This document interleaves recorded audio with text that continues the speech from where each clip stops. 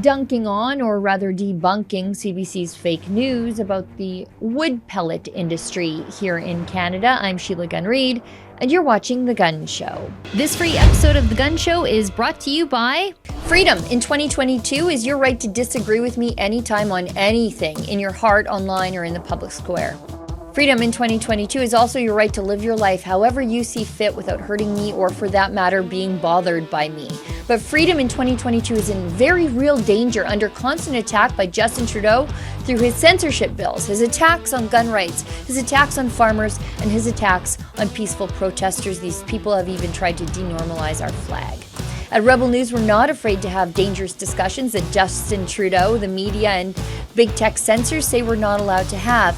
And we want to have them with you at our upcoming Rebel Live events, first in Toronto, November 19th, and again in Calgary, Saturday, November 26th. I'll be there with dozens of other Rebels and Rebel-adjacent free thinkers, and I hope that you'll join us. Just go to rebelnewslive.com to get your tickets today, but do not sleep on this, because these tickets are going fast. See you soon.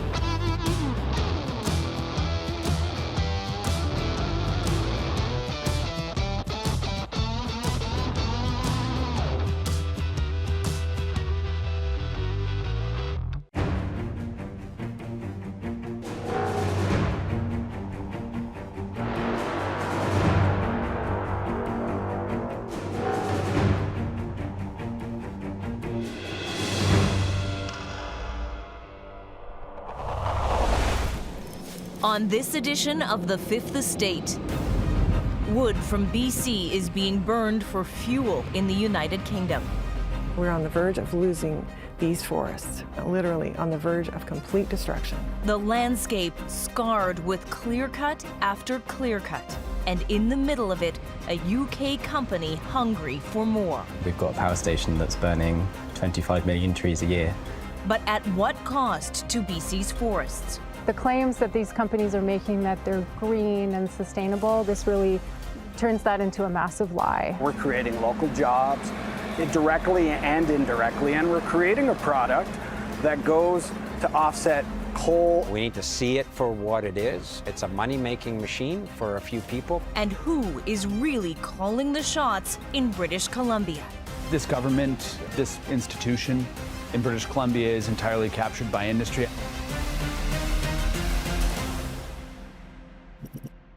That right there is a clip from CBC's keynote long-form journalism show, The Fifth Estate. The show itself has been around forever, and it makes you wonder how many other things they've gotten completely wrong.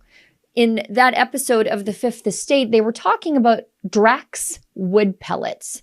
It's a company that uses Canadian waste wood to make wood pellets, and some of those wood pellets end up in the UK being burned for electricity because the environmental climate activists have forced the UK to get off reliable coal-fired electricity. And with a war between Russia and Ukraine driving up the cost of natural gas, Drax itself has pivoted away from coal because they were told to, and now they're burning wood pellets for electricity. If you care about the environment, this might actually be a win-win-win because they're using wood waste that could just end up as garbage to create electricity. And wood is a renewable resource, but it also creates carbon emissions, which means that environmental activists hate it enough to lie about it. And the company itself, Drax, and CBC was happy to go along with it. Now, my friend Michelle Sterling from Friends of Science saw this outrage and did a series of videos pointing out, I don't know if you could possibly point out everything that CBC got wrong. I mean, that's a really, really, really big job. But she pointed out some of the larger fallacies in CBC's completely unbalanced piece. And she joins me tonight to discuss that, but also we're talking about the latest UN climate change conference taking place in the resort town of Sharm el-Sheikh, Egypt. Yes, they never hold these things in the likes of Fort McMurray or Leduc or Swift Current, Alberta, do they? Anyway, Here's our interview re-recorded earlier today. This free episode of The Gun Show is brought to you by Adam Sos here for Rebel News. You know, our company is growing quickly, and we'd actually like for your company to grow too. That's why this ad space that I'm speaking through right now is actually available for you to purchase. So instead of people listening to me, they could actually be learning about your company, learning about your business. If this interests you, if this is an opportunity you'd like to capitalize on, send us an email at ads@rebelnews.com.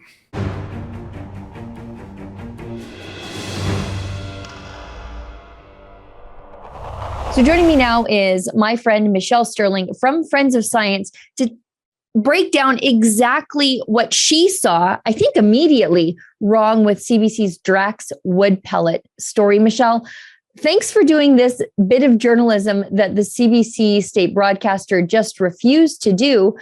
When I saw your video, I went back and I watched CBC's Fifth Estate, and it was so outrageously flawed, and anybody with a little bit of common sense could see through it. But I guess we're talking about CBC and climate activists here, so that common sense is going to be hard to find.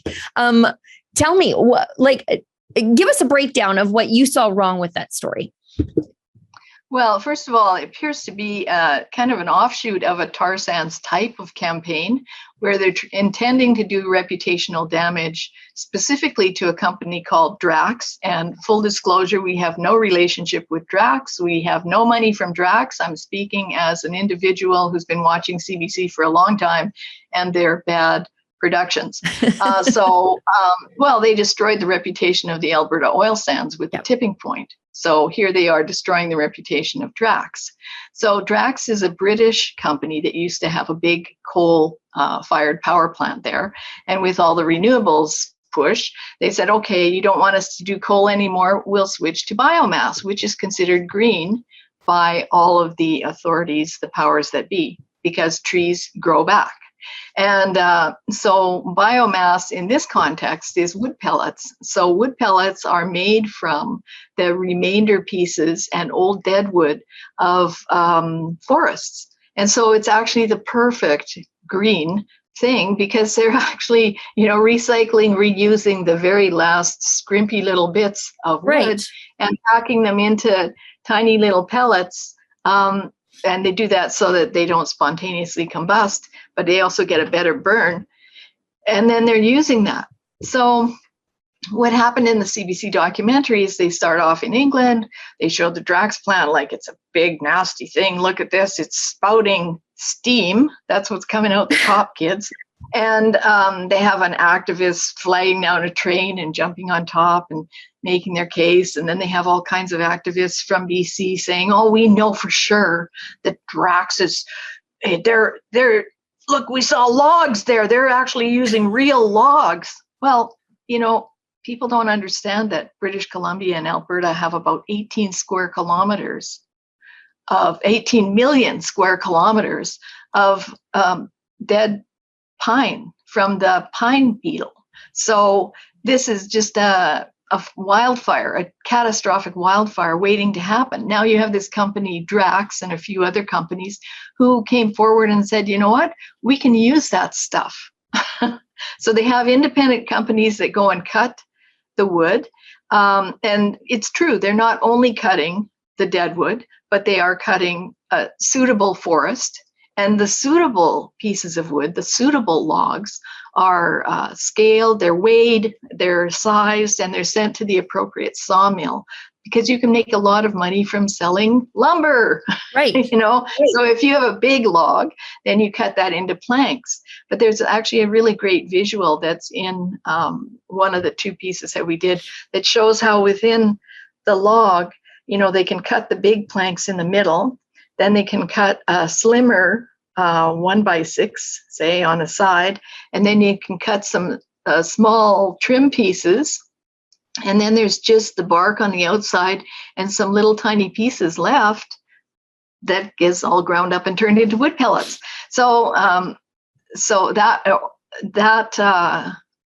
claim that they're using real logs, yes, they are real logs there, but they're deadwood, or, they're bent, they're convoluted, they won't go through the industrial sawmill the way they're supposed to.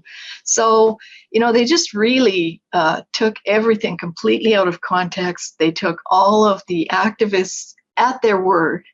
They showed pictures from space saying, wow, look at that. You can see all these spaces are being cleared. The forest is being just eaten away. Oh my God. Well, because it's full of deadwood. You want to get rid of that. You don't want to have wildfires. You think that climate change is going to cause more wildfires in BC? Then get rid of that deadwood. Here's a company that wants to pay to do that, and you want to reputationally shred them and shut them down. It's absurd. So I was furious when I saw it. And we also have some forestry people that we consult with. So, I said, what's the deal on this? Give me the data. And they sent me some reports that had been issued before the show was done, that independent audit and another report by the Wood Pellet Industry of Canada, both of which are very detailed. They're independently audited. None of those facts were in the CBC show. And we are paying $1.4 billion a year for this nonsense, for these activists to destroy the reputations of companies that come to this country to invest here, to make money for themselves, and to also make money for the communities. A lot of these forestry jobs in BC are in remote communities. But, you give 25, 100, 50 jobs here and there in these remote communities. That's a huge, huge benefit to those little towns. So, and these activists who are funded by, green billionaires from offshore, they're all blabbing off. And you can tell that it's a coordinated campaign, because BBC Panorama run an almost identical program a few days before. And then Greenpeace out of the UK started running a thing about Drax operations in, I think it was in Louisiana. And it's a very poor area. And so the claim was that the air quality is terrible there. And there may be some infringement on air quality. Every industrial operation has that. But they actually interviewed this one very overweight woman who said about Drax, I can't breathe. The George Floyd thing. Come on, people. This is obviously a coordinated attack on this company and on the biomass industry. And I suspect, there may be promoters of wind there. What's critically important for the UK is that Drax is one of the sole companies that provides in the UK dispatchable power. And wind is not dispatchable. You can't control it. But biomass or coal or natural gas or nuclear is dispatchable. You can control the flow of it, and it hardly ever goes out, unlike wind and solar, which does this. So, UK is already facing critical shortages of energy this winter. Electricity prices are skyrocketing. This is the last thing you want to do, is to attack a provider of dispatchable power. People are going to die this winter. They're going to die of heat or eat poverty. And it will mostly be pensioners, but there will be many other people, children, who suffer malnutrition because of the heat or eat poverty. And so, it's actually criminal what they're doing. That's how unbalanced the show was. That's my rant. No, it's great. And it goes to show that even if you try to play their game, the environmentalist game, they will come for you eventually, because Drax pivoted from coal. They said, you know what? We need to be creating renewable electricity. Drax is doing that using wood pellets, which is essentially garbage that they've if you're an environmentalist, an actual environmentalist who believes in using as much of what we harvest as possible, all parts of the buffalo, as they say, Drax is doing that. Drax is taking the garbage parts of the wood and turning it into reliable energy for UK citizens who are forced off coal thanks to climate policies. And yet still, that's not good enough. And there was a thing in your video that really struck me that was left out of the CBC piece. Drax doesn't harvest the wood. Drax, they don't have a contract to go out and harvest the wood. So they are only getting wood from companies that are paid to harvest lumber. Those companies are naturally not going to sell their wood for waste as pellets. They're going, lumber is outrageous. If anybody's tried to build something in the last 18 months, you know that lumber is at an outrageous price. So these companies are not going to say, okay, well, this usable old growth forest, we're just going to turn into pellets and sell at a reduced cost for electricity. It was just so flawed. But as you say, CBC is so ideologically blinded that they just went along with the narrative. Yeah, and I don't know how they can get away with it.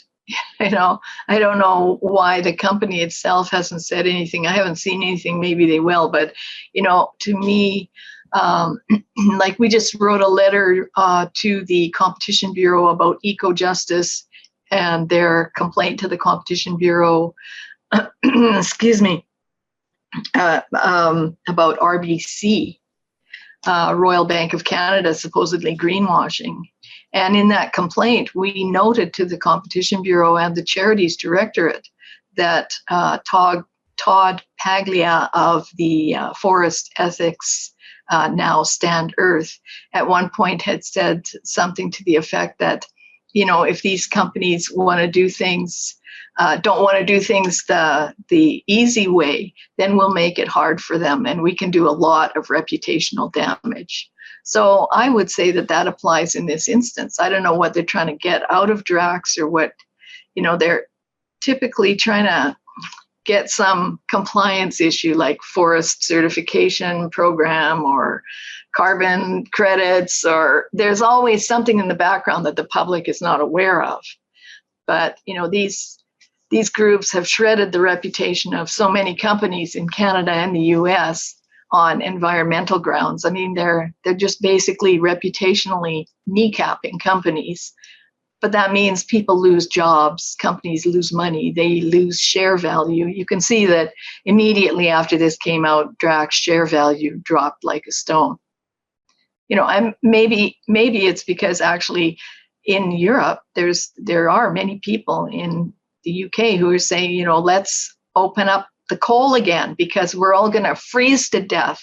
So maybe they're trying to prevent Drax from saying, well, we have this coal plant, that we could turn back. I don't know, it probably would cost a fortune to do that, but why don't we as Canadians embrace them and say, thank you for taking all that deadwood off our hands? Yeah. Take the deadwood off our hands and create Canadian jobs and help our UK friends not freeze to death this winter. It seems like a win-win-win. But of course, you've got the environmental activists in the middle of this. And this is not the first time they've done this to a forestry company. Let us never forget what Greenpeace did to Resolute in Quebec. Yep. Resolute, to their credit, immediately, instead of taking it lying down, they started fighting back instantly. They've got a website that's still up. If you want to see all the things that Greenpeace tried to do with their lies to Resolute Forestry, they put up a website, resolutevgreenpeace.com. You can see all of their filings. You can see all of their rebuttals. They filed a racketeering case against Greenpeace in U.S. federal court. They're very transparent. They are calling Greenpeace liars and they lay it all out. The purpose of the website is great.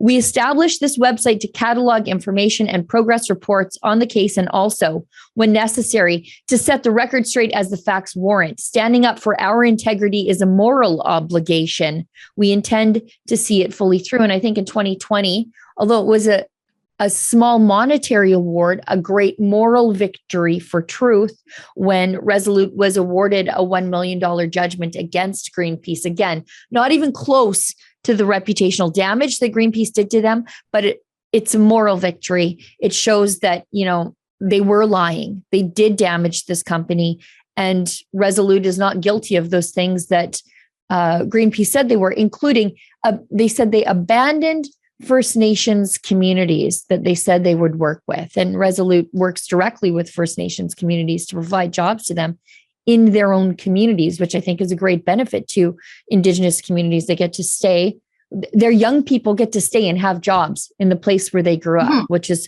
something everybody wants for their kids. Right.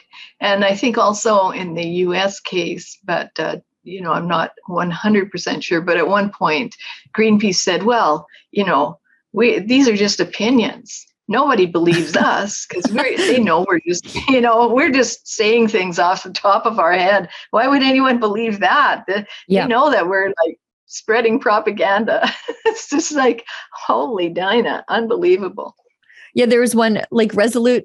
If anybody gets a chance to read this website, it's kind of funny and snarky at the same time, but also full of facts where they say, among the other things, the complaint explains that far from being a forest destroyer, as Greenpeace calls Resolute, Resolute has planted well over 1 billion trees in the Boreal, which is 1 billion more than Greenpeace, which is what they say on the website, which is pretty funny. But I mean, for those people out there who think that these attacks are only directed at oil and gas, they are directed at the next carbon-based fuel, and that's forestry, that's wood. And they won't be satisfied until we've all reached net zero, which is net zero jobs, net zero money in your bank account. And is it green murder, which takes me to my next topic I wanted to talk to you about. And that is the ongoing UN climate change conference in, authoritarian regime, Egypt. It's in Sharm el Sheikh this year, which is the sort of the Cancun of Egypt, of course, because these things have to be held in very nice places so that the people making decisions don't have to see the poor people who have to live with the consequences of their decisions. They'd rather have it in a resort community. But that's a big push this year at the UN climate change conference. They call it COP27, the conference of the parties. It's net zero healthcare. And as you accurately described it, it's green murder. Yeah, well, it's interesting in Alberta, and Canadian taxpayers should be aware that there's a whole contingent of Canadian doctors who are part of CAPE, the Canadian Association of Physicians for the Environment. Albertans will know the president, Dr. Joe Vipond, who is very active in full phase out and lockdown. Yes, well, he's traveling over there to present, I think it's on November the 10th, at the Canadian Pavilion. And guess what these doctors are advocating for? The Fossil Fuel Non-Proliferation Treaty. They want to phase out fossil fuels. I mean, do these people not know what modern medicine runs on, what it's made from, what makes it possible? Do they really want to go back to kitchen table surgery and using, boiled blankets and sheets for bandages? And I mean, it's absurd. It's totally absurd. And we taxpayers are paying for it. And I don't understand why tax-funded, paid doctors and medical associations, and some of these are also funded by tax-funded charities, I don't understand why they are allowed to denigrate the oil and gas industry, which actually pays their salary and builds their hospitals and provides them with all the PPEs and all the other sterile use, single-use plastics that you need for modern day surgery, and all the pharmaceuticals. You can't make medicine without oil, gas, and coal. So you can't make a CT scanner without it. You can't build a hospital without it. So it's endlessly frustrating that these people are there promoting, climate change solutions, all of which rely on oil, gas, and coal. Yeah, and denigrating one of our main industries. It's, I think it's completely wrong. It's immoral. It's immoral, exactly. And they're on the African continent. So if they want to see what net zero healthcare really looks like, they don't have to go all that far, where they can see the infant and maternal mortality rate compared to the Western world just hit the absolute rock bottom. And that has a lot to do with the fact that you cannot fuel an autoclave on wind and solar. Right. And, they like to say, fossil fuel emissions are causing millions of deaths around the world. Well, no, actually, the place where there's the most deaths in the world from air pollution, noxious air pollution, is Africa and India and China. These are places where people are burning animal dung, bits of wood scraps, biomass. They probably wish that Drax was there. They're burning it over open flames in their little huts. And that's where people are breathing in all these noxious emissions. if they had grid scale power, they would have pumped water, they would have proper sanitation, they would have lighting 24/7 so they could have real industry and have real jobs. And in fact, despite the fact that many people are critical of Egypt in terms of its human rights record, we also did a video about Naomi Klein and Bill McKibben. They were promoting that climate kids, should make public complaints about the case of this one young man who is in jail there. His case is related to the Arab Spring of 2011. And I'm not going to go into the details of his case. Of course, any family member with someone in jail would want to free them. But Egypt's situation is very, very complex. And Bill McKibben actually said, well, there's going to be 3,000 or 4,000 journalists sitting around with nothing to do. So why waste that opportunity, to make a statement? Well, the reason is because you might get thrown in jail. And why doesn't Bill do it? That's right. And why doesn't Naomi do it? This irritates me so much. You see this in pipeline protests all the time. You've got people like Sephora Berman saying to other people, more easily influenced people, chain yourself to the pipeline, chain yourself to this, lay on the ground, do this, do that, get yourself arrested. But it's very rarely, almost never, the well-funded climate activists at the top doing the things. They rake in the cash. They make low liability statements for themselves, while other people, the useful idiots, unfortunately, they're the ones who end up putting themselves in jail. And to advise young people to do this in a place like Egypt, where they have jails full of political dissidents, it's outrageous and irresponsible. Right. And not only that, in that same webinar that Klein ran with McKibben, there's another fellow there who mocked the Egyptian government, saying, El-Sisi's really making the effort to keep the lights on. And it's kind of like, yay, everyone across Europe and in the UK would wish that their government would be making an effort to keep the lights on. And, they were complaining, they've got a lot of cement production there. They're doing a lot of building. Well, they don't have trees. That's true.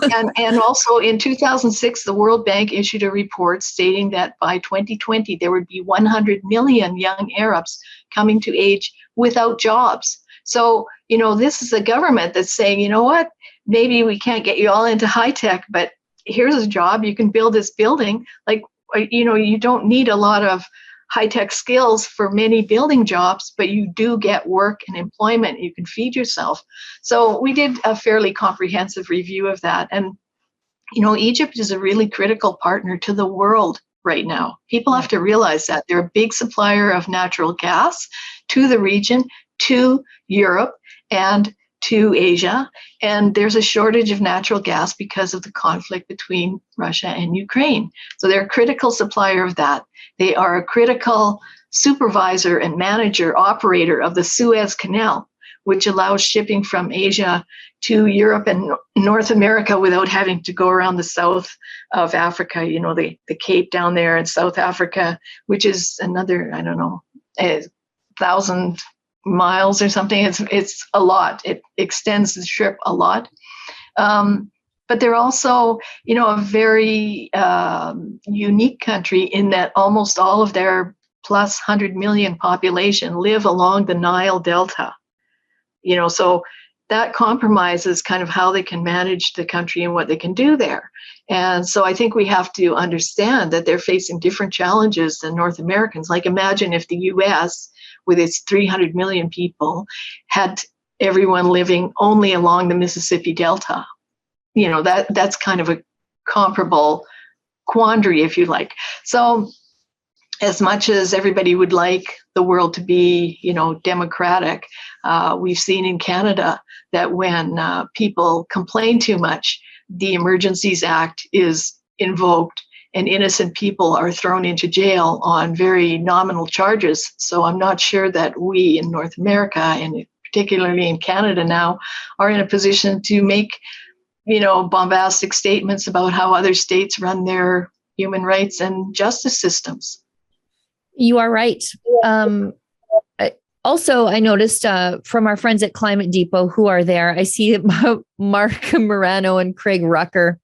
They glued themselves to museum glass on the outside. They didn't damage any artwork. So, but every year they do something where they take the activism of the left and then flip it on its head and see how everybody reacts to it. So they glued themselves to museum glass in Egypt, and they were removed by security. One year they tried to board a Greenpeace had boarded a coal ship the night before in Bonn, Germany. So then they went the next day dressed as the captain from the Love Boat and tried to board the Greenpeace ship. And Greenpeace called the cops. They like to point out the hypocrisy of the left. But on their website today at climatedepot.com, they're talking about how really this thing, again, is not actually focused all that much on climate change, but as always on the wealth transfer from the Western world, where now apparently my comfortable and reliable SUV has done it again, so that when the developing world faces a natural disaster of some kind, a tsunami caused by an earthquake or some sort of typhoon, that the Western world has to pay climate reparations. It's just a wealth transfer, really. Well, it is a wealth transfer. And it's, when they talk circular economy, what I think they really mean is that they say to a country, we think you should build a solar farm. And the country says, well, we don't have the money. And they go, okay, here, we'll give you the money, but you have to use our engineers and you have to buy our equipment. So they create a circular economy. And who's paying for that? It's you, because the carbon taxes are being skimmed off to finance this whole charade. And of course, the wind and solar in most cases is virtually useless. It's only ever complementary on the grid. You always need to maintain a real power grid using conventional power. So, it's really a charade. And actually, we have a new report by Robert Lyman called The Unstoppable Growth of GHG Emissions. And in it, he assesses work by Andrew Roman, who's a retired lawyer. And they looked at the original United Nations framework convention on climate change. And in it, basically none of the developing nations ever have to reduce their emissions. Only the West. And the West has done that, and we can't really do any more because we'll all die. So, and no cost benefit analysis has been done on this claim of net zero. There's a fellow named Simon Michaud, who's from Finland, from their geological survey group. I think it's called GKS or something like that. And he's done a very detailed analysis. His background is as a mining engineer. So he started saying, well, if we wanted to flip the world to net zero, then we'd have to mine more minerals, and we'd have to, the numbers that he comes up with is that it would take like 7,000 years to mine sufficient copper at the rate of 2019. But that would be the copper required for this net zero transition in the next 8 years or 20 years. And he notes that most mines, take at least 15 years to get up and operating, let alone delivering to market. So, it's an impossible scenario. And as you say, it's really just, impoverishing people in the West. It's not really helping the people in developing nations. It's just exploiting them, denying them conventional grid scale power. And in the middle, we have these climate activists moralizing. So you may be wondering why I'm wearing my T-shirt and hat. Of course, this is in honor of Sharm el-Sheikh. I'm not there. It's minus 22 today here in Alberta, or feels like that. But I'm wearing my T-shirt because Greta's book just came out. On the cover of her book, the climate book, are a bunch of stripes. Well, her stripes are over here. But my stripes are 2,000 years. And you can see very clearly that climate is cyclical. So it's not you and it's not CO2. And, the public are just being royally scammed by the climate community. And that doesn't mean that we don't affect climate. We do. There are constructive things we can do for climate change and for the environment. The biggest thing is, urban heat island. That's a very real thing. But there's a new presentation out by Clintel with Professor Wis Yim, and he very convincingly shows that underwater volcanic activity is really what's driven the recent warming. You're not going to stop that by taxing CO2 from your SUV or by making us eat bugs. Yeah, and people seem to forget the very real, tangible thing. You point out the weather here right now. There's this strive to get to net zero in the Western world, but the Western world is cold and the developing world is not. We can only get down to a certain emissions level. And beyond that, like you say, people start to die. But the people pushing this stuff, a lot of them don't have a plan to get to net zero themselves. I did a story wherein I asked CBC for their net zero plan, and they said they didn't have one. And so I went on their website, and at that moment, they had nearly 2,000 different stories pushing the benefits of net zero. But when I asked them, what's your plan to get to net zero? Oh, we don't have a plan. So then I started poking around saying, okay, well, they're getting new cars at CBC. What kind of cars are they ordering? Their only requirement was that they be white and roadworthy. They weren't even electric. So I'm like, what a bunch of hypocrites. I'm supposed to drive a car that will definitely not start in this weather and might not get me to town and back. But CBC with net zero pushers, not for them. Yes, I want to issue a warning to your viewers, and that is at COP27, the Canadian government is expected to announce that they're going to try and introduce legislation that will make it impossible for any subsequent government to cancel the carbon tax and the carbon tax rise to $170 a ton.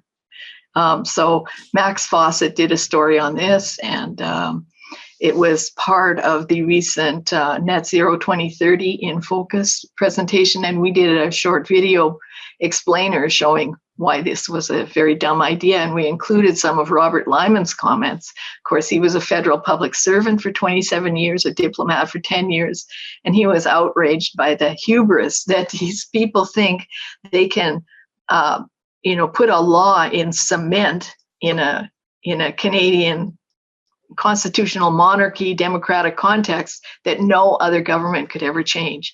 And this whole idea of the contract for differences is really a way to, make us into carbon serfs for the rest of our lives. So people better watch out for that and better speak to whoever they can to make sure that doesn't happen. I mean, really, we're slipping toward an eco-dictatorship when those kind of moves are happening.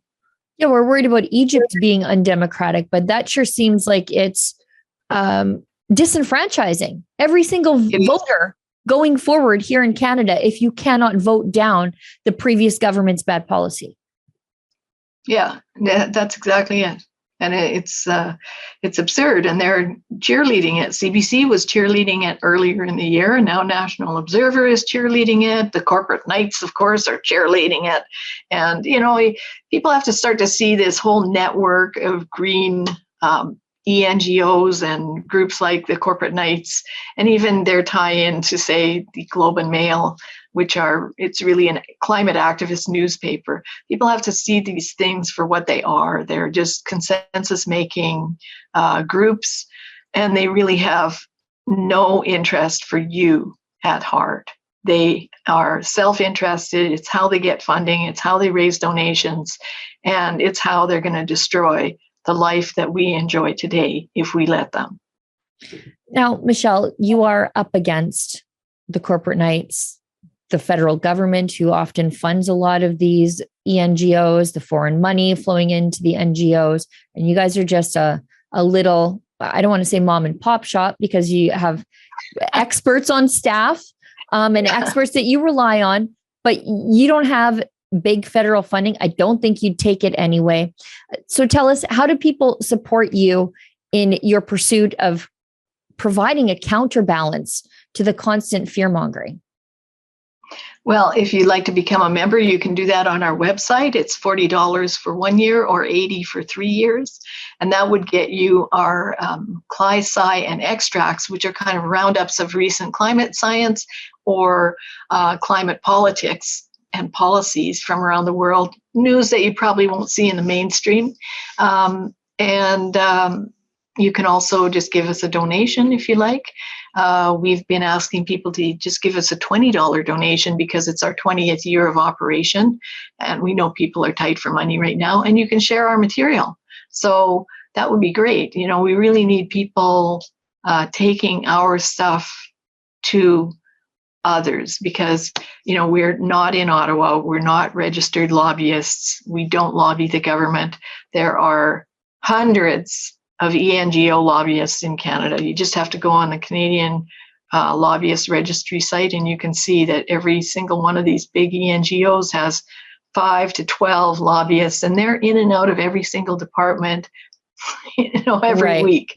So if you wonder why your world is turning upside down, that's why.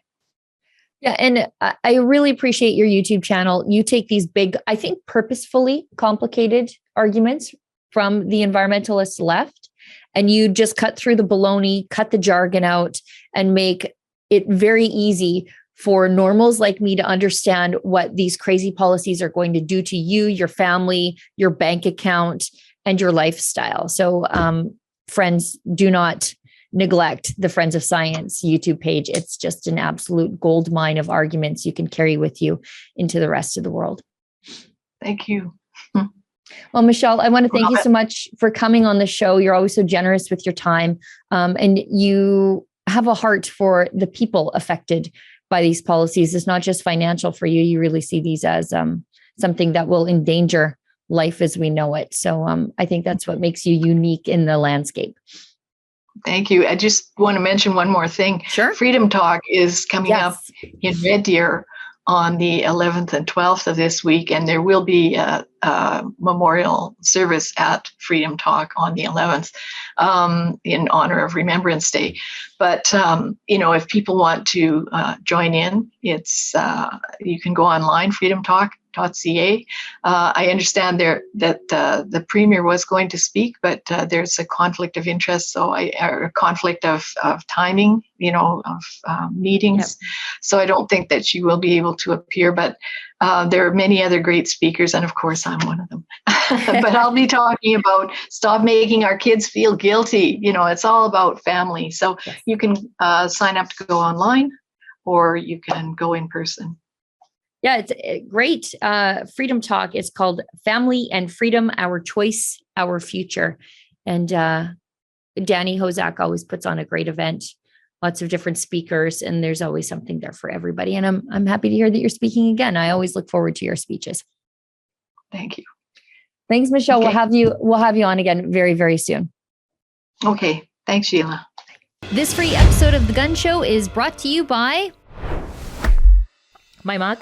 I know, it's pretty cool. So is this hoodie I got on, and you could have it on too if you check out our special website at rebelnewsstore.com. That's where you can see Freedom Focus hoodies that we have for you, beanies, cell phone cases, you name it, all while supporting our journalism, where we fight to bring you the other side of the story, as opposed to, you know, being forced by the Trudeau government to fund leftist media out of your taxes. The truth is, without you and your generosity, there is no Rebel News. So again, if you like the reports that we bring you and that we also fight for freedoms in Canada, please consider doing some shopping, picking up some swag at rebelnewsstore.com. We appreciate your support.